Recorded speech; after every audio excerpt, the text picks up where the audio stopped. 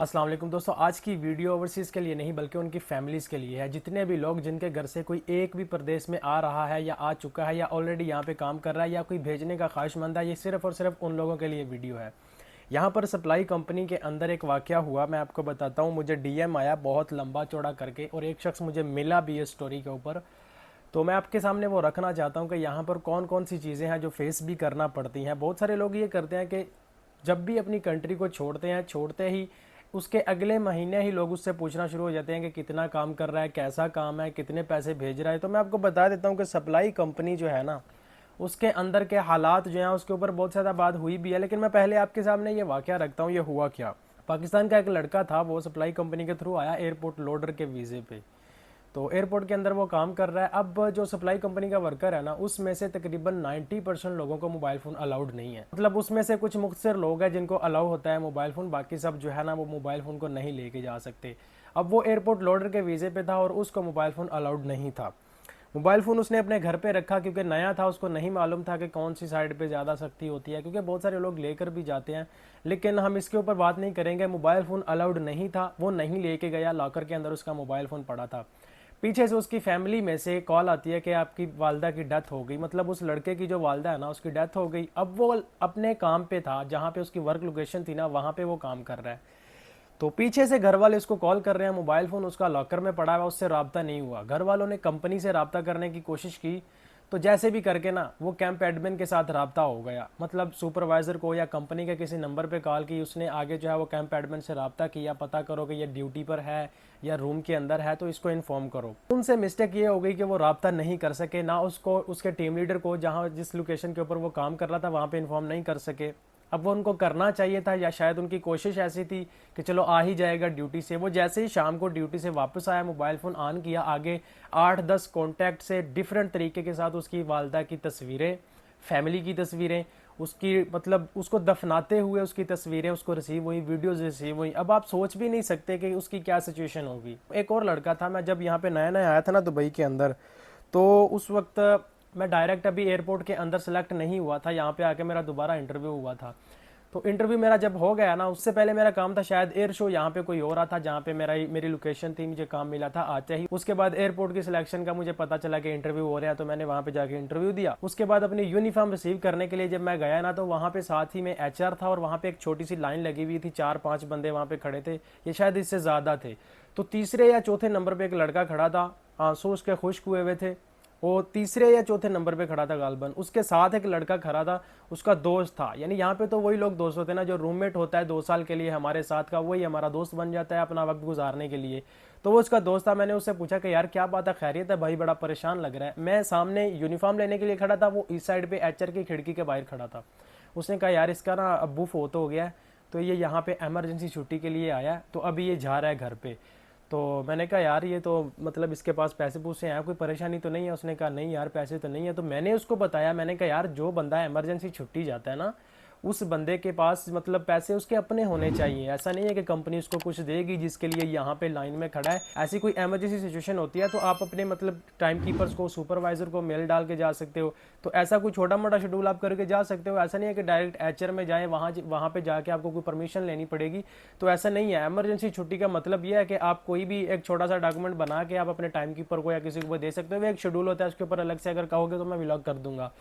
तो वो इसी तरीके से वो इस उम्मीद से खड़ा था उस एचआर दफ्तर के बाहर कि यार मुझे जो है ना यहाँ से कुछ पैसे मिल जाएंगे, मैं टिकट करवा लूंगा। तो मैंने बताया कि भाई सप्लाई कंपनीज में रूल है, एमरजेंसी आपको जाना है ना, तो आपके पास अपनी खुद की पेमेंट होनी चाहिए, आपको कंपनी कुछ भी नहीं देगी। जब मैंने उसको ये बताया तो वो खड़ा सुन रहा था। अब उसके चेहरे के जो रंग थे ना, वो एकदम से उड़ गए। एक उसको ये तकलीफ थी कि उसके पीछे से अब्बू फोत हो गए, वालिद का इंतकाल हो चुका था। दूसरी तकलीफ उसको अब ये पैसों की परेशानी पड़ गई। अब कोई बंदा इस चीज़ का अंदाज़ा लगा सकता है कि जिसके वालिद का इंतकाल हो गया हो और वो सिर्फ पैसों के लिए खड़ा है कि यार मैं जाऊंगा और देखूंगा। अब एक बंदा यहाँ पे अपनी फैमिली को सपोर्ट करने के लिए, अपने घर के किचन को चलाने के लिए यहाँ पे आया सप्लाई कंपनी के वर्कर वीज़े के ऊपर। तो मोबाइल फ़ोन उसका लॉकर में पड़ा होने की वजह से उसको पता ही नहीं चला कि उसकी वालदा का इंतकाल भी हो गया, दफना भी दिया उसको। रात के 10 बजे का टाइम था जब वो ड्यूटी से वापस आया। तो इस चीज़ का अंदाज़ा तो कोई नहीं लगा सकेगा। वो सारी तकलीफ़ें काम की अलग हैं, लेकिन ये जो तकलीफें हैं ना ये अलग हैं। अब इससे निकलने का सिचुएशन जो ये होना चाहिए मेरी नज़र में, तो जो भी बंदा सप्लाई कंपनी के वीज़े पे आता है ना, मैं ये नहीं कहता कि ना आए, आना चाहिए, क्योंकि और कोई दूसरा रास्ता ही नहीं है उन लोगों के पास जो रोज़गार के लिए परेशान है। किसी भी कंपनी का वीज़ा लेके यहाँ पर आते हैं ना, उसके बाद एक प्लान अपना शामिल करें खुद भी और फैमिलीज़ को भी। मैं यही कहता हूँ, क्योंकि मैं सीधा पहले ही बता रहा हूँ कि ये वीडियो सिर्फ और सिर्फ उनकी फैमिलीज़ के लिए है। सही है। जब भी सप्लाई कंपनी का वीज़ा लेके यहाँ पर आए, किसी भी कंपनी का हो, उसकी 1000 सैलरी है, 1200 है, 1500 है, ठीक है, अपने उस लड़के को 1 साल का टाइम लाजमी दिया करे कि ताकि यहाँ पर आके वो कुछ ना कुछ ऐसा किसी अच्छी कंपनी में जॉब कर सके जहाँ पर उसकी कम से कम 2500 या 3000 तक उसकी सैलरी हो। कम से कम 2000 सैलरी तो उसकी होनी चाहिए, ताकि ऐसी किसी भी सिचुएशन को भी वो फेस कर सके, यहाँ पर वो अच्छे तरीके से खाना भी खा सके। और इसमें एक चीज़ और है, अगर वो 1100-1200 सैलरी पे यहाँ पे आता है ना, वो 1 साल तक आपको पैसे भेजता रहेगा ना, तो उससे क्या होगा, 300-350 या 400 तक वो कम से कम अपना खाने का खर्च निकाल भी लेना, वो 700 दिरहम घर पे भेज सकता है। अब उस 700 दिरहम से घर का क्या बनेगा, किचन तो चल जाएगा। वो चाहे तो 1 साल तक काम करता रहे, चाहे तो 5 साल तक काम करता रहे, लेकिन अगर उसको 1 साल का टाइम दे दिया जाए ना, फैमिली सपोर्ट भी उसके साथ हो कि तुम वहां पे जाओ और इससे कुछ अच्छा ढूंढो। पहली बार में आते ही कुछ भी अच्छा नहीं मिलता यहाँ पे, सही है, सबको अच्छा नहीं मिलता। आते ही किसी को प्रमोशन नहीं मिल जाती, आते ही कोई यहाँ पर ऐसा सेटल्ड नहीं हो सकता कि अपनी फैमिली को अच्छे तरीके से सर्वाइव करे, खुद भी यहाँ पे अच्छा खाए, अच्छा पहने, और जब 2 साल बाद छुट्टी आए तो उसके बाद अच्छे खासे पैसे भी हों। ऐसा नहीं होता, तकरीबन 100 में से 90% लोगों के साथ ऐसा नहीं होता। तो एक ही रास्ता है कि यहाँ पर आके 1 साल के पैसों को रोककर अपना लाइसेंस अप्लाई करे, यहाँ पे 3 नंबर का हो जाए या 4 नंबर या कोई भी जो उसको अच्छा लगे। वैसे मैं तो यही रिकमेंड करूंगा कि 3 नंबर की डिमांड बहुत ज़्यादा होती है यूएई के अंदर, जॉब भी आपको जल्दी मिल जाती है, सही है। तो 3 नंबर का लाइसेंस 1 साल के अंदर अंदर वो जितने भी पैसे सेव करे उसका लाइसेंस बनवाए और उसके साथ नई जॉब को अप्लाई करे। जो पहले उसके 2 साल होंगे ना, उसमें वो एक सेटअप ऐसा बनाए जिससे जो है वो अपनी फैमिली के लिए कम से कम 3000 दिरहम वाली कोई भी जॉब का मतलब सिस्टम बना ले। यहाँ पे कोई भी उसको जॉब मिल जाएगी यहाँ पे लाइसेंस के ऊपर, तो 2500 या 3000 दिरहम तक उसकी जो है वो सैलरी निकले, तो कम से कम उसको जो है ना 1500-1800 तक उसमें से बचेगा। ये कम से कम मैं बता रहा हूँ। वैसे मल्टीनेशनल कंपनीज की जो जॉब्स हैं उसमें मिनिमम सैलरी 4000 दिरहम होती है 3 नंबर लाइसेंस की, ठीक है। जैसे दनाता के ऊपर मैं वीडियोस बनाता हूँ, तो दनाता की मिनिमम ड्राइवर की जो इक्विपमेंट ऑपरेटर की सैलरी है ना, वो 4000 दिरहम है, ठीक है, मिनिमम, सबसे कम सैलरी देनाता की एयरपोर्ट के अंदर, सही है। तो ऐसी मल्टीनेशनल और भी बहुत सारी कंपनियां हैं जहां पे आप वर्क कर सकते हैं, जहां पे आप अप्लाई कर सकते हैं, बहुत सारे ऐसे चांसेस बन सकते हैं। लेकिन मिनिमम सैलरी जो बाहर आउटसाइडर सप्लाई कंपनी के जो ड्राइवर्स भी हैं ना, वो भी 2500-3000 दिरहम तक लाजमी कमा लेते हैं। तो यहाँ पर आने के बाद डायरेक्ट ये कोई भी फैमिली ना सोचे कि वो आपको पैसे भेजने लग जाए। अगर वो आपको पैसे भेजने लग गया तो फिर वो 1 साल तक, 2 साल तक, 5 साल तक वो वही आपको 700-800 दिरहम ही भेज सकता है। उसको एक मौका लाजमी ऐसा दें कम से कम 1 साल तक कि अपने फैमिली प्लान में शामिल करें कि वहां पर जाके अपना कुछ ना कुछ अच्छा सेटअप बनाओ। उससे फायदा क्या होगा कि जो बंदा आपको 1 साल के अंदर 700 दिरहम भेज रहा है ना, वो 1 साल के पैसे रोक के अगले साल में आपको 2000 दिरहम तक भी भेज सकता है। लाइसेंस बना होगा तो ही वो आगे बढ़ सकेगा, आगे कुछ ना कुछ कर सकेगा। तो जितने भी लोग पाकिस्तान से, क्योंकि ये फेसबुक के थ्रू बहुत सारे मेरे गांव के अपने लोग जो हैं वो जानने वाले यही पूछ रहे हैं वीज़ा कौन सा लिया जाए या कौन सी कंपनी का लिया जाए या कौन से हुनर का या बिल्डिंग लाइन का कौन से वीज़े अवेलेबल है।